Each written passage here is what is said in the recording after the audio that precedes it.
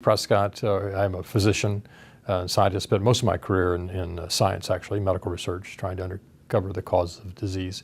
And I'm the president of the Oklahoma Medical Research Foundation, which of course works broadly in trying to understand different diseases, heart disease, arthritis, cancer, neurological problems. I have a long history and worked in different areas. I used to run a genetics institute at the University of Utah, where I was a professor. And then I was the director of the Huntsman Cancer Institute, also affiliated with the University of Utah. And all that time we focused on research and then applying that research to develop new treatments, new diagnostic methods to alleviate suffering from cancer, heart disease, a variety of other problems. So that's been my passion for many years. I don't practice medicine any longer. I used to, and I miss practicing medicine, but the thrill of discovery and research is compelling as well. And ultimately, one runs into a conflict of how much time do you have, and can you really do a proper job as somebody's physician if you're going to be distracted with large research groups. Here at OMRF, for example, we have over 500 employees, 2/3 or more of whom are in the laboratory, more than that, 70% in the laboratory. So it's a pretty big undertaking. Well, I think what drew me was what draws most people who go into the research side, and it's curiosity. It's the single most important determinant of whether somebody's going to be successful in the field. Are you just curious about things? And it's typically things in general. And so people in our field, there's a misconception that scientists just go off in a lab by themselves and think great thoughts and so forth. It's actually not true. It's a pretty social enterprise. Okay, maybe not like an undergraduate fraternity or something, but it is pretty social. And people are driven by curiosity. You often see people like, well, how does that work? Or, how did that, or you hear that a lot. And it can be about almost anything, not just about whatever they're studying in the lab, but it can be about, a car or a new bicycle or toy or a gadget or something like that. They're curious about things. So that's really what it was. How do things work? How can we do them better? Medicine has improved enormously just in my professional career, just dramatic. I mean, I tell people that the death from heart attack and strokes has fallen by 2/3 in my professional career. And it's a stunning fact. But so there's been enormous advances in many parts of medicine. That's the good news. The bad news is there's still a long ways to go in almost every branch of medicine. People tend to think of cancer, comes to mind quickly. Again, I used to run a cancer institute. We made huge strides in how the number of cancers we can treat, some of which we can cure. But all of us have experience with the flip side of that coin, which is, you or your loved one or somebody, family or friends, have one of those where we haven't made so much progress, and that loved one didn't get the lucky break to be the type of patient that the new treatments really help. So there's long ways to go there, and the same is true in many other chronic disabling diseases. There's still a lot of room for improvement. So that's what's fun about it, and that makes people get up every day with new ideas and enthusiasm. When I was at a fairly early stage of my career, I had the opportunity to create a really innovative program within the medical school to take young scientists, actually we recruited from all over the country, all over the world actually, and bring them into a program that wasn't part of a department. It was separate from the traditional academic departments. I reported directly to the dean. But they would come from different departments, and the concept was to take advantage of unique resources in Utah that had been there for some time, and of a revolution in science. So that was just at the time of the Genome Project, and our ability to start studying genes in the genome in the laboratory on a big scale, right at the time that was starting. And we had an opportunity from a couple of funding sources. A major part of the funding came from Howard Hughes Medical Institute. Another came from a regional foundation in Salt Lake City. They gave us the money to build a beautiful new building and to have programmatic support to bring in these new scientists. And we thought that this revolution in genetics, or molecular genetics and molecular biology, had gone past a number of the departments in the medical school, many of which had very storied history and research, but they'd gotten a little off the curve. They were doing sort of old-fashioned technology. Not every department, of course, but some of them, particularly clinical departments. And they thrived in days when it was possible to go out to the ward and draw a blood sample from a patient, take it back to your lab and measure something and draw a conclusion and make advances. Well, science had just changed. That was pretty much done by that time. So we thought, well, if we go out and recruit these young scientists and we'll bring them into this program, which is they got this focus of using genetics and molecular biology to understand disease, it will provide strength to the institution, and then we'll give them employment for 5 years, and then at the end of that time, they'll go back to their home department. It always had to be a joint appointment with some department. So that was the idea, and it worked fantastically because we offered these people a really good opportunity. They could spend full time doing their research, or 90% of their time doing research, with generous support, and in a community of like-minded people. So it was quite an exciting time of all these really talented young people we recruited from all over with this common theme. And at that time, many advances were made.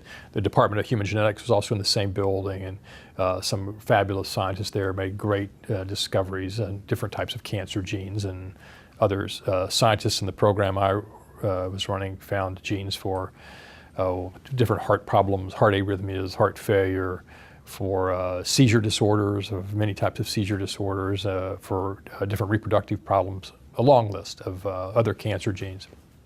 So it was a very exciting time. And we had the opportunity to take advantage of both the big revolution in technology that was happening all over the world. I mean, the ability to sequence genes and to do it faster and faster and faster, cheaper and cheaper. And so that we were state of the art on that. We were one of the genome centers from the National Institutes of Health. But we had a unique asset that virtually nobody else had, and that really has to do with the history of Utah. So it was founded, the state was founded in the middle of the 19th century with one initial large immigration. Now I'm of course referring to people of European descent coming there. Of course, there were always Native Americans in the region. But European-derived settlers came to Utah in the middle 19th century. It was part of a religious movement. These were members of the Church of Jesus Christ of Latter-day Saints, the Mormons, who moved there in the mid-19th century. And so, unlike most places, one could define a date certain when sort of the city began, right? It started on this day, really, and with a certain population, and then went forward. Now, for a variety of religious reasons, members of the Mormon Church pay a lot of attention to their genealogy, and the church itself has been a major sponsor of genealogical studies and resources. So the greatest genealogical library in the world is in Salt Lake City. And it's not just limited to people of Mormon ancestry, but it's a generic genealogy library. And there are religious reasons why members of that church are obligated to understand that. But many years ago, prior to me taking over this genetics program, there'd been a partnership formed from the university with the Mormon Church to give limited access to some of their private records that the church has, not the ones that are publicly available. But the definition was people who had a family member who'd been on that westward migration in the 19th century. And then to take that population and then bring it forward to contemporary time. So it was if you could go back and find these individuals, and now you're coming forward and seeing all of their descendants. Now you could sort of flip it around and look at the population as a cross-section, but then trace backwards. And because it was computerized, you could go forward or backwards either direction with equal facility. If you think about how you might have done your own genealogy, it's quite easy for you to go backwards now, right? You can say, well, that's my grandmother and then a great-grandfather, and work your way back to, and then you get to Burke's peerage and you're a queen or something, right? But you say, well, but what about that other branch of the family? There were 3 children back there, 5 generations back. What happened to their descendants? Well, you typically don't know and can't find that out because the coming forward is the really hard part of that. So we had that. Right? So this had been a tremendous boom for genetics because in trying to do some molecular genetics, you find people with a certain problem. So for example, I'll give you one in colon cancer. There was a type of colon cancer that was clearly inherited, and it's preceded by lots and lots of polyps in the colon, and they get cancer. And so this is an unusual thing. It's not the typical kind of colon cancer. And we could find in the population, here's a person who's got this syndrome, and here's another person. And they might not know each other or even know of each other, or have any idea that they were related, but through our computerized genealogy, we could track them back and find that they had a common ancestor 3 generations back or something like that. Well, that gives you a presumption that they've inherited the same little tiny bit of DNA. Now, most of their DNA is going to be completely different because they're far enough apart that they don't share a lot of DNA, not like brothers and sisters. But that what they inherited in common was the same bit of DNA that caused their colon cancer. And that works really powerfully. So in genetic terms, that's called, then you go back into the family and see who has the gene and who doesn't. They go down these pathways, and that's called segregation. And it's really a very powerful tool to help you find these genes. So we were able to exploit that with all these different types of diseases and really get a lot of understanding into how genes cause disease. So we decided let's expand it. And it's worked so well. And then again, partnership with the state of Utah, we were able to incorporate all the public records, driver's licenses, birth certificates, marriage licenses, many, many other types of data sets were brought into that. And then so we could create a description of, for practical purposes, everybody in Utah. At one point, so let's say in 2005 or so, we had everybody in Utah. And then, of course, in some branches, those who were derived from these Mormon pioneers. Now, everybody in Utah, there are a lot of people who aren't Mormons and aren't related to pioneers, right? So we had this sort of horizontal slice of them. And then for the people who'd been there for generations, we had this vertical slice that we could now have a very, very rich description of the population. And then, of course, that just enabled other types of studies that could be done for various health-related issues. It's an extraordinary resource. It's unparalleled. Certainly nothing in the United States is even remotely like it. Some places in Europe ultimately will have something similar, in part because they have better health records because of centralized health care in different countries. And of course they have often a lot of genealogy and long history. They often don't have the large families and so forth that make the genetics really powerful as Utah did. But there are several places in Europe that are going to have similar types of databases, strengths and weaknesses, but no place else in the United States that could ever do something like that, in my opinion.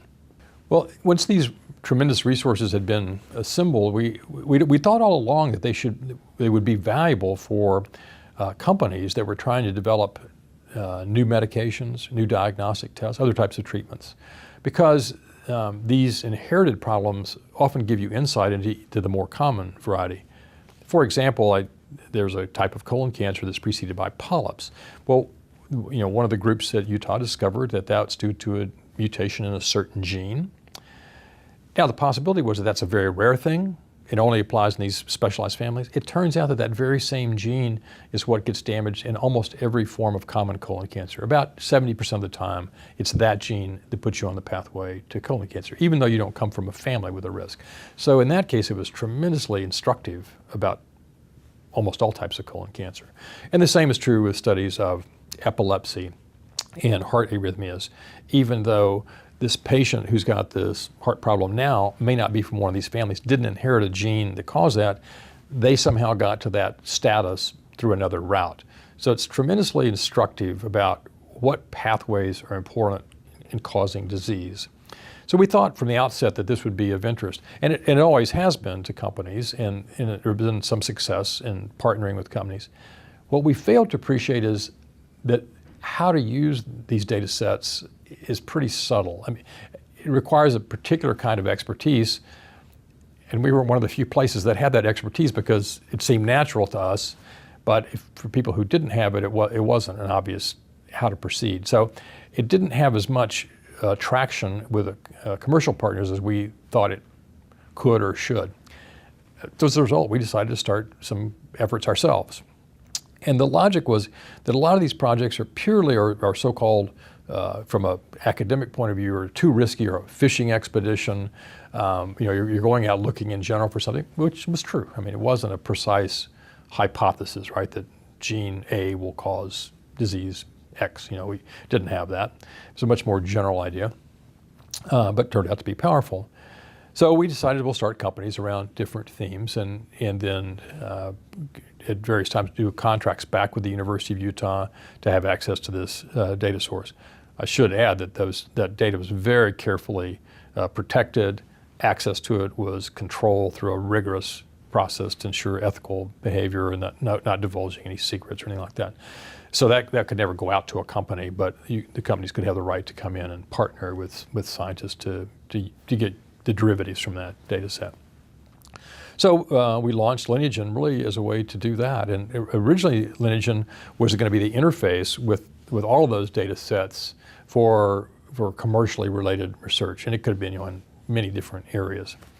But pretty quickly, because of the scientific success, Lineagen got focused in 2 or 3 areas, and the others left behind as far as any kind of active project. But that was the original idea, commercial mechanism to take advantage of these unique assets, because we thought it could really help change human health. So what's happened with Lineagen is we realized that one of the most powerful things that the genetics can do, yes, it can inform you about pathways and developing treatments, but right from the outset it can help with diagnostics or risk prediction. I may go back and forth. Besides diagnostics, it means that you have high cholesterol, or that you have a diagnosis based on a test. In these genetic tests, we typically don't do that. What we say, your genetic profile increases your risk for a certain thing, and it may increase it a little bit, it may increase it a lot, and we can typically say, roughly on that spectrum, if it's a little or a lot or in between. But it doesn't say that absolutely you'll necessarily have something. It means you're at higher risk of having something. Sometimes that risk you can moderate by a lifestyle change or so-called environmental effects, but that might be diet, cigarette smoking, exercise, all those things that can influence this. So there are examples of if you've got a certain gene, your risk is going to be higher if you do something unhealthy. If you don't do that thing, your risk comes back to normal as compared to someone who didn't have that profile. So that's what we're talking about. And this can be tremendously helpful in putting people into these risk categories. And sometimes there's action that can be taken. And that's really where we got so deeply into autism, because the issue there is that children with developmental delay, and the autism is one form of developmental delay, and there are other genetic causes and others that can cause this. And that means that they're slow to talk, they're maybe slow to walk, they don't interact with their environment in the way that a child typically does. But we know that there's a huge delay in when you get to a final diagnosis that this child has autism or is on the autism spectrum, or maybe has one of these other related genetic disorders. And that can be on the order of 2.5 years. And many people have had this experience. Well, the parents think there's something abnormal. The pediatrician maybe is not so sure. Let's check it again in 3 months or 6 months, check up. And yeah, we all agree that there's something. Well, let's try this. Well, let's get an appointment with a developmental specialist or with a geneticist or a neurologist. And then the process begins, then some testing. So it's often quite a long delay. And the tragedy of that is that it's now quite well established that even without any new medications, children with autism really benefit from dramatic early intervention of behavioral therapy, of just trying to help them cope and adapt to a social situation through human interaction, very intensive, and it's really a remarkable success. It doesn't work for every child. Some children have a dramatic response. The average is improved, and some are dramatically improved. But it's an important therapy. It's life-changing for many of these children, and it does help them all realize their maximum potential, which is really what we're after here. Take children who have a challenge that they have to deal with and try to ensure that they can be the best they can be. So to do that, they have to get in these structured programs as early as possible. And that's also proven. Early is the key to it. After a certain age, they have much, much less impact. Okay, now you've got this real problem. There's an effective intervention, this behavioral therapy, but you have to start it early. Yet there's a delay in diagnosis. So that's where we focused our effort. Help these parents and the physicians, help them get to a diagnosis by providing them this information about genetic risk.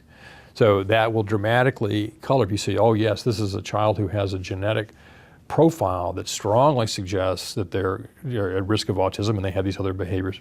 Okay, we can make a diagnosis of autism now. Now, the company doesn't make that diagnosis, the physician does, but we provide information that really helps them stratify that. Now, in some cases, and we have examples of this, we do the test and you get a completely different diagnosis of something that looks kind of like autism, and also has developmental delay, but it has a different name and sometimes has very different interventions. Sometimes these children are at risk for seizures, for example, or blindness is another one. And so you can start them on another type of treatment, either medication or other types of treatment to help with those other potential problems. So the goal of Lineagen became use genetic insights into the risk of autism to help get these children into treatment earlier, by getting the information earlier, accelerate that process that leads to a diagnosis so they can get in treatment quickly. And then we have another program in multiple sclerosis. Now, okay, seems like completely unrelated. It probably is unrelated in a sort of mechanistic sense. But from a procedural point of view, it's similar. If you have friends or loved ones who've had a diagnosis of MS, it's typically a long process from the first symptoms to a diagnosis of MS. And so we again think that this is another opportunity to help accelerate that diagnostic process. And as you probably know, there are a lot of really good medications for MS now. And at least it's plausible to think that if they're started early, that you're going to get a better outcome, prevent disability, and help people maintain a healthy, functioning life by doing that. So same idea. It's behind our autism project with respect to commercialization. Scientifically, it's quite robust, but we're not to the stage of a clinical product as we are for autism now. I think for me, the real attraction to creating Lineagen was something of an intellectual one. Yes, there was an emotional element in that, and at various times that's been involved as well. But I really thought that using these unique tools would change how diagnosis and treatment of illnesses came about. So I thought it really was, let's go push this as far as we can and see if we can't make this into something that's useful to treat patients with. So it was that more than anything else. I think for both for me, I have a cousin with autism, but that didn't drive our decision about to pursue autism. That was really a scientific decision. We had this wonderful findings. We had tools that we were confident could help people. It was really kind of a bonus to the group that it turns out to be something that's as compelling, emotionally compelling as autism. With children who are struggling, families who are struggling, and being able to help them. So it really, I guess in a way it was fortunate for the company because it made people really passionate and committed. The people working at Lineagen aren't there just to get paychecks. They're late at night and determined to make this successful in a business sense, because if we're not successful in a business sense, we can't help people. So it really has become a labor of love, but I'd say that was more luck. I mean, we could have had something that wouldn't be as nearly as compelling. In a predecessor of Lineagen, we actually had some fabulous scientific data about psoriasis. Okay, well, psoriasis is a serious problem, and we were pleased to be able to help people with psoriasis, but it's not as compelling as autism. So we didn't plan that. We didn't pick it for that reason. We picked it because scientifically it worked, and then of course the other is the medical necessity of an unmet need was compelling. So it's I guess it's not as romantic as it might be, but it really was a sort of an intellectual analysis, good science, unmet medical need. This is the one. Yeah, the topic of autism, of course, has been much in the news really for years now, but even more recently with this really remarkable report from the Center for Disease Control of an even higher estimate of the incidence of autism in our society. And of course, this is a troubling finding, and something of a puzzle. And I do get asked now and then, since our test is focused on the genetics, well, how does this fit? Well, let me just back up by saying that the studies are compelling, and many, many studies in all different populations that there's a huge genetic factor behind autism, the risk of autism. That's just a fact. But you say that doesn't completely fit with the fact that it appears that the incidence of autism is going up, because our genetic risk is going to be fixed in a population, at least over any kind of short period. I mean, the genes aren't changing that much. So how can the risk go up? Well, there are two reasons for that. One is, and some of this is true, is just we have better detection now. People are more aware, children get diagnosed, and so forth. So that's definitely part of this. I think it's also likely that the absolute incidence has gone up. And that probably means that there's something in our life experience, what is often called environment, that meshes with this genetic risk to give the disease. And that something about that is more prevalent now than it used to be.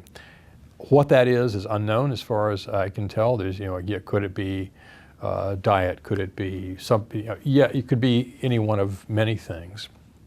I think it's going to be very hard to find what that is.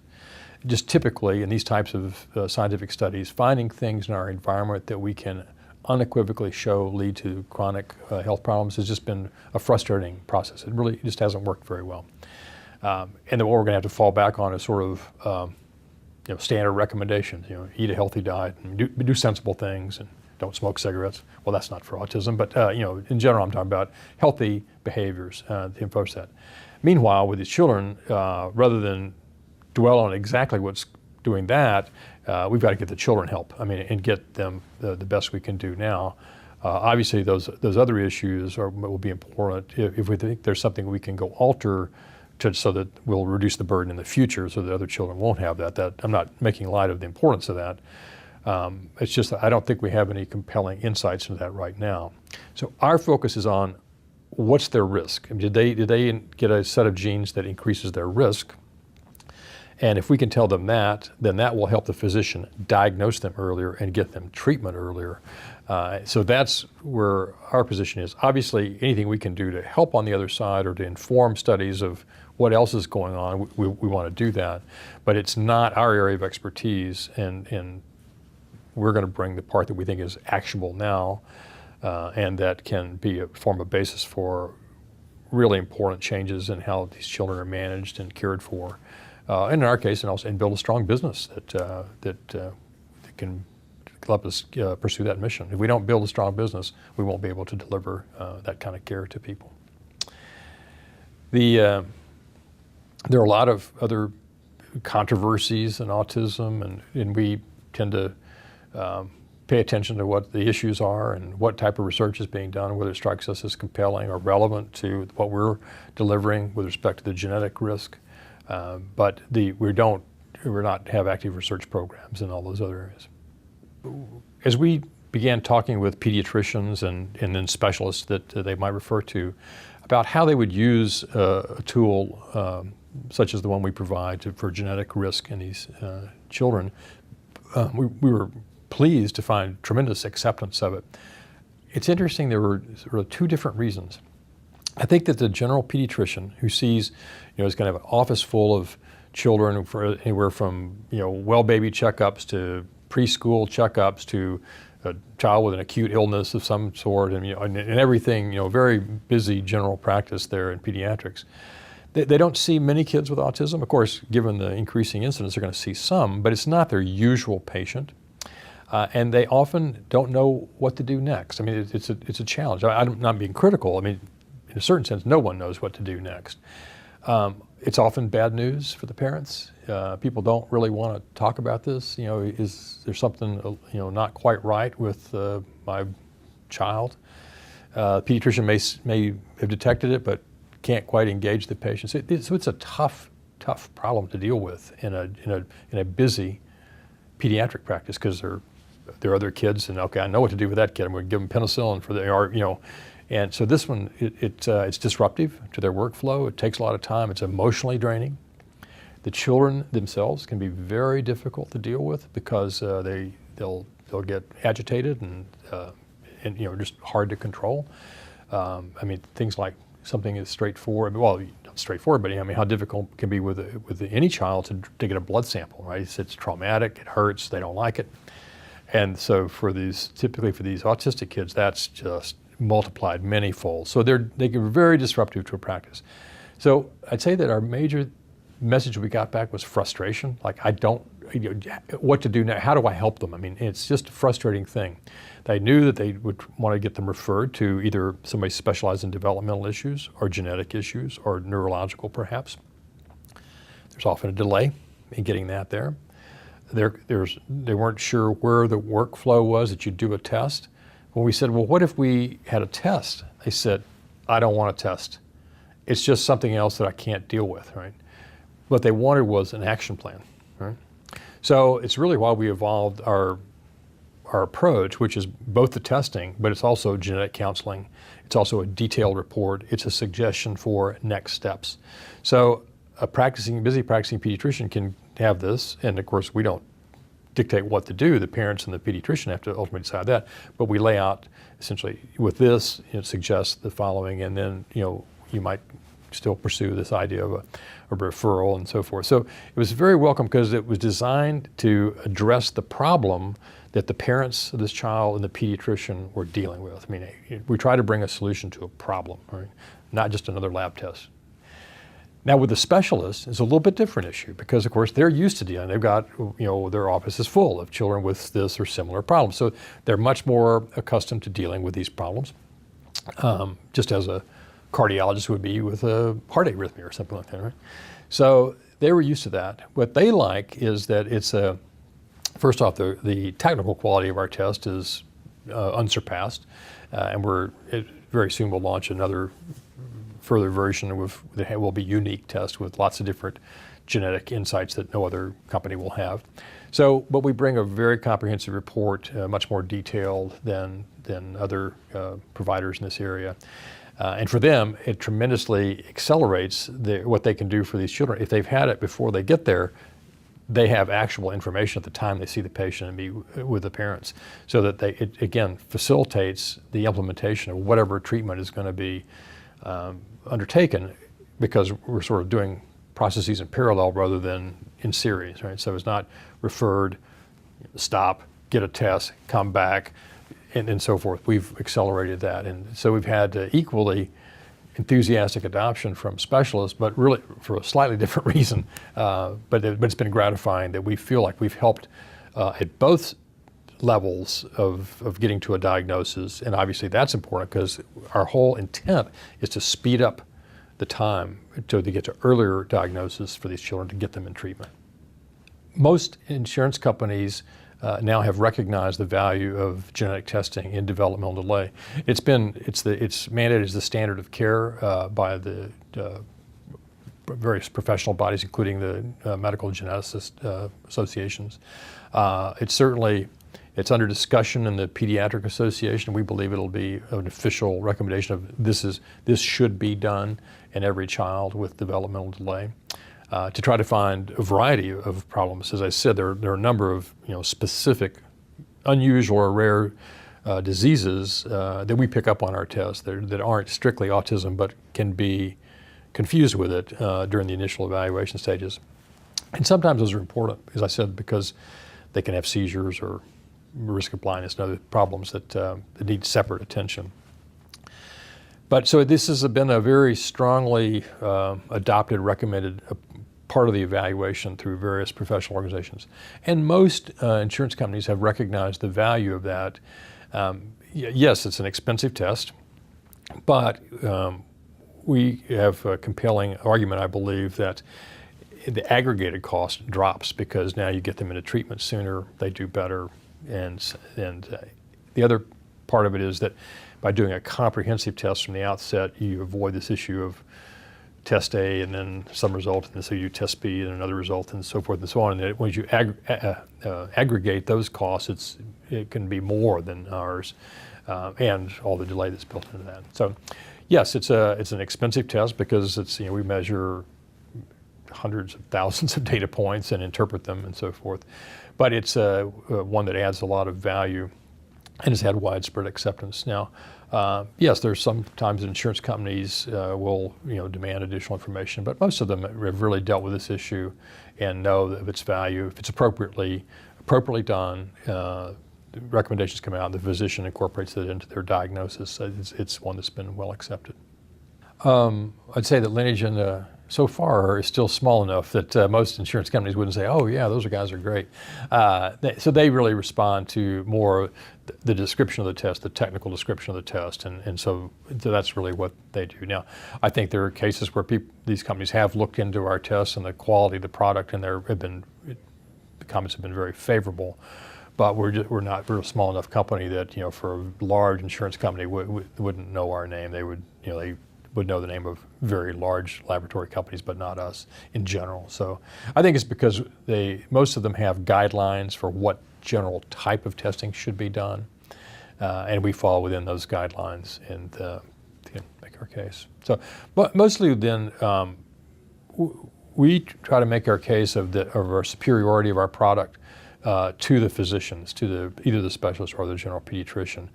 And I think that's appropriate because they're the ones that would have to decide among their several tests or several companies available for this. Now, we argue that with our current test, somebody could conduct the same type of test. We believe that our reporting is superior to anybody else, so that you get more from the test. But within the next few weeks, we'll be launching our so-called second generation test, which will be a proprietary test that will be unique and far superior to anything else in the marketplace.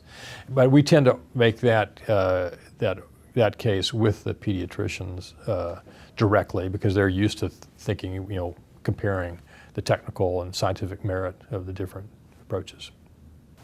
Yeah, so Lineagen began really as a science-focused company. Now, and of course, it's been due to its success. There's now a commercial component to that. I mean, always the anticipated outcome would be a commercial clinical component of that interface with the consumer, customer, patient, and the physician. But its origins really are in science, and so its own research that's conducted in partnership with the University of Utah has led to a number of discoveries of finding genes that weren't previously known to predispose to autism that its scientists discovered. So real leading efforts in that. And of course, that was the idea, to use these unique resources, new tools, to go create this body of discoveries. That, of course, becomes intellectual property, which can be a number of different things. But in the case of Lineagen now, I'd say there's largely two areas. One is a lot of patents that cover these different genes. The second is sort of a know-how or trade secrets, if you will.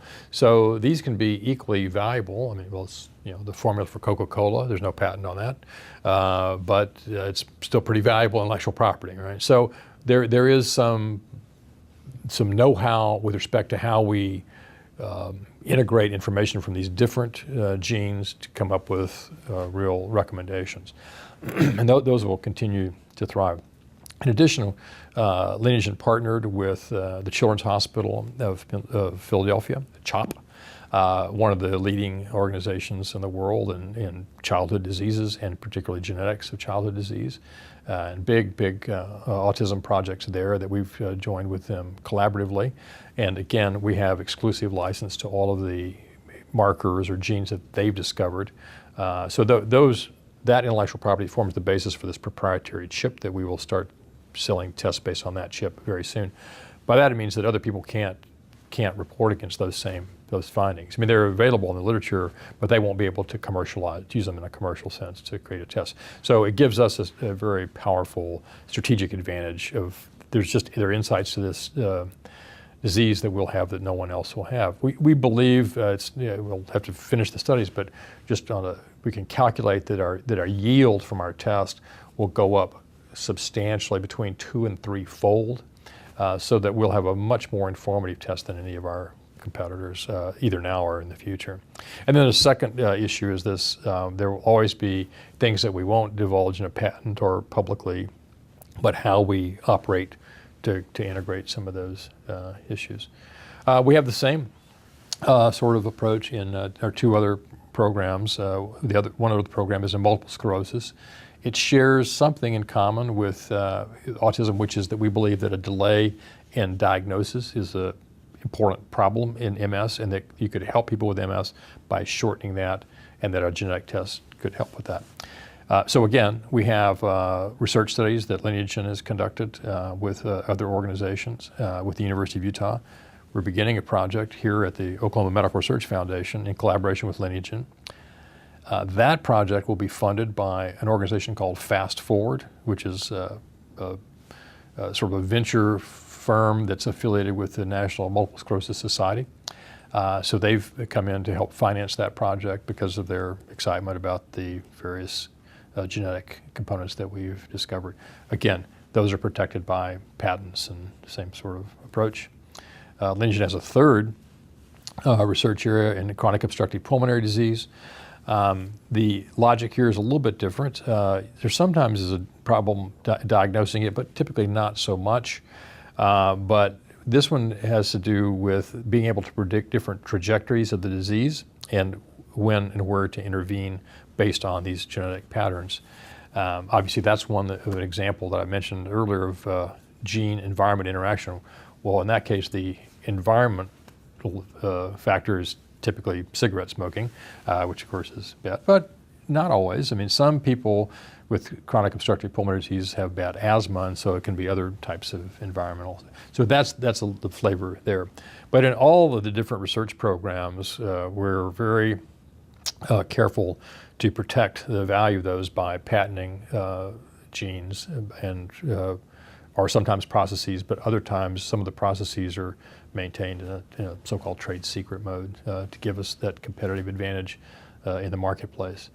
Now, from a humanitarian point of view, we want to make sure that this is always available for patients. We would never try to keep somebody from having it, but the logic is that test should be available from us, and that we'll provide it at a fair price to them and for the insurance companies. I have been asked at times about the best patenting of human genes and human gene patterns. It's been much in the news recently, a couple of Supreme Court decisions. One decision had to do with a company that had a test that would predict some responsiveness to a medication. And the Supreme Court, in a very narrow sense, said that what was covered in that patent the patent was improperly issued, because what they claimed as an invention really was a discovery. So this is a very important distinction in patent law, a discovery, which where scientists are happy to make discoveries. I've found some new scientific principle, but patent law does not discover discoveries. It protects inventions. Right? So I have invented a telephone or whatever, and so the issue of things that involve with the natural world have been problematic. How do you decide when something is just a phenomenon of nature, or that there's been enough insight or reconfiguring it to call it an invention? And that's what the court dealt with. And they decided in this case, this one company, that the patent did not meet that definition. There was a second case waiting, or had petitioned for a Supreme Court hearing. The Supreme Court didn't hear that case, but told a lower court to reconsider its decision. The lower court had upheld its patent. It said, reconsider your decision in light of our more recent finding. Now, I think, and friends of mine who are patent experts all think, that patent is going to be upheld, that it is fine. But the court just said reconsider it in view of this other. So many of Lineagen's patents all would fall in this category. We still believe are going to be fine. They're going to be upheld and enforced and so forth. We have other types of patents that certainly will be. And then, as I said, finally, we have trade secrets that we can protect just because we won't tell people about them. So we're confident that we're going to be fine with respect to the protection of our intellectual property portfolio. But I know it's much in people's minds these days, and a lot of appropriate concern about exactly what's going to happen in the legal system. But we feel very confident, and all of our advisors tell us that. Lineagen, first and foremost, is a science-based company of innovative discoveries and inventions about how to improve healthcare. Now, our most commercial product is for evaluation of developmental delay and autism spectrum disorders. And the goal there is to provide tools for physicians and parents to make this diagnosis and to get those children treated so that their lives can be enriched, they can achieve their utmost, and in some cases be cured. That's the goal of those tests. We have other projects, we'll have similar goals outside of autism, but that's the one that's commercially relevant.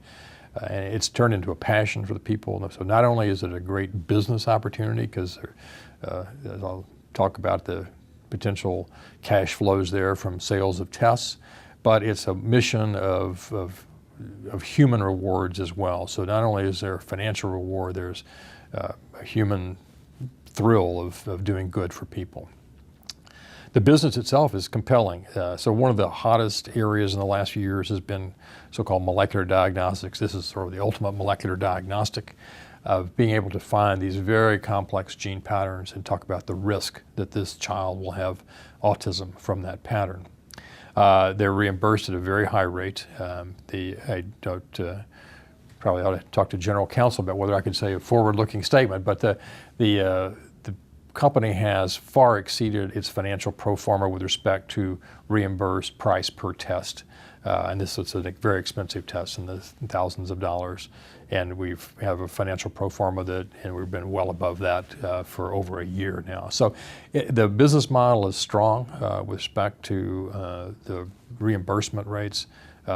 Sales growth has been terrific. Adoption by specialists in the field, real thought leaders, or for primary care pediatricians, really pretty much equally across the board with enthusiastic adoption.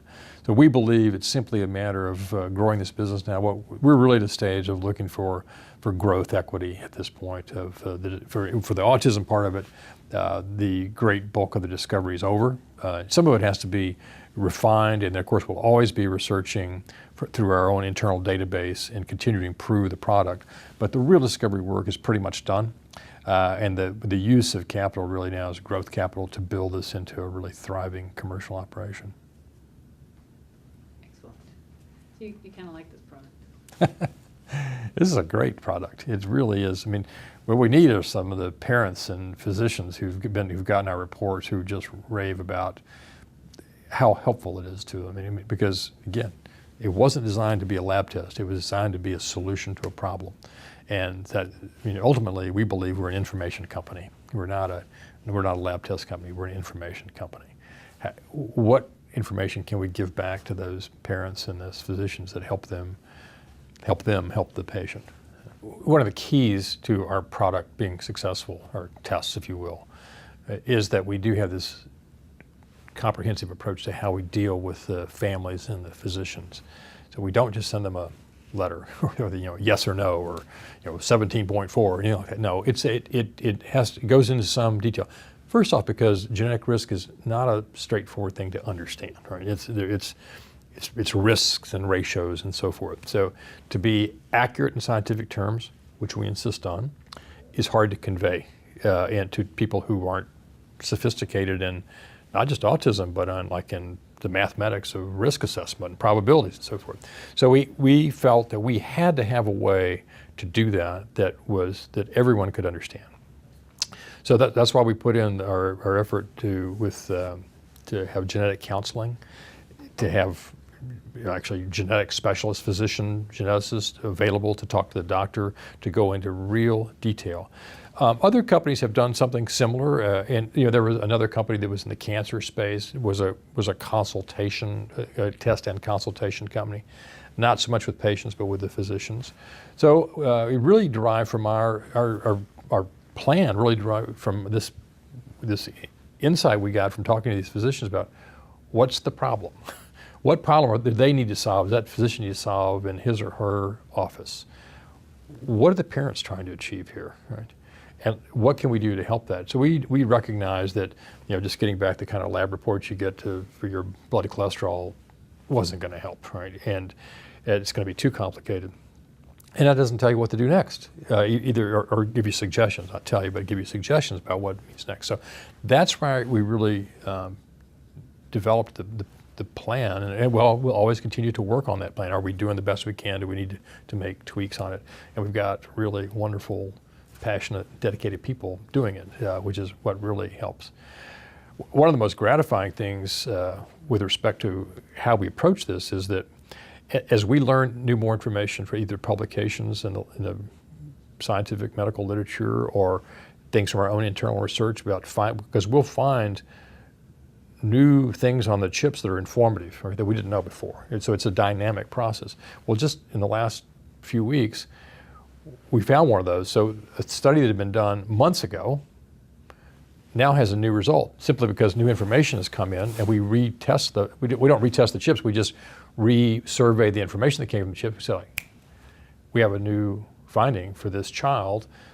Call the physician, our team called the physician, talked to the parents, and it was one actionable one. I mean, this is one where they needed to take some steps, not exactly related to the autism part of it, but it came out of the same chip. So it's based on that relationship with the physician and the patient family that we would update them. So it'd be as if you had your cholesterol measured a year ago, and now you get another phone call and say, well, you know what, we just ran a little bit better test, and we decided it's not quite as, not rerun the test, not do another test, but reevaluate the data from the old tests, and you get new information. So it's an ongoing process, and it really all depends on this relationship that our people develop in talking to them.